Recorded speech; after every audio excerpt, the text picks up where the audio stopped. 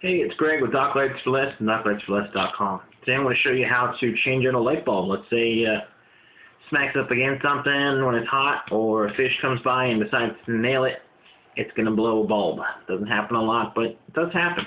And they also burn out on themselves. Here's what you do. You want to get, so you have the green on here, the connector on the end cap towards where the cord comes out. You want to just slowly, with your fingernail, back it off the tube.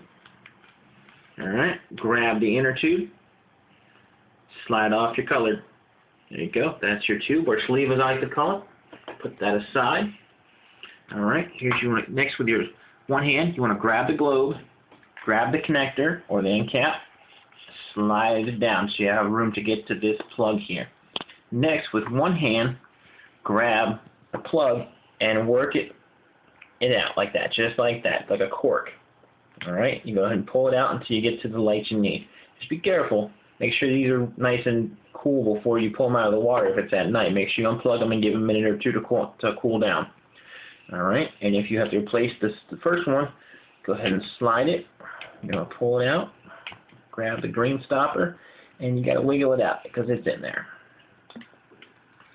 Alright, let's say you blew this one. These are both 150 watt lights. They are they're halogen, and you don't want to touch the bulbs, because let's say you touch a brand new bulb and you decide to put it back in there and light it up, it's going to blow the bulb pretty quick. It's not going to last that long because there's grease and oils on your fingers. Even if you think you washed them all off, you haven't.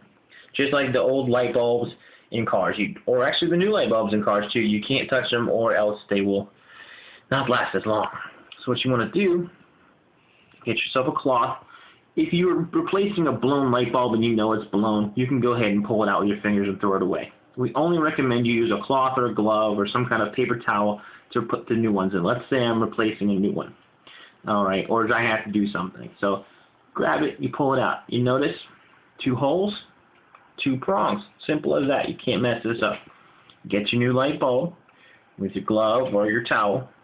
Go ahead and just stick it in there. You just slide it in. You'll know when it's in there. Boom, there you go. Done. Alrighty. You grab your globe. The glass tube, looks like a test tube, is your globe. Go ahead and slide this in. Remember, you got to wiggle the green part in there. Alright, the next bulb is going to follow. There you go, just like that. They meet up. And you just push it in there. Make sure you push it in real good. Not too hard though, but you'll notice where the line was when you removed it. Alright, now that that's done, take your cap, wiggle it back towards your little corky thing there. Alright, next part, grab the sleeve. Obviously we're putting the green one back on. Slide it over. Wiggle it until it's on there. Usually this works a lot better when they're wet. But here you go, that's it. Now you have just replaced a bulb in your Magnum dock light.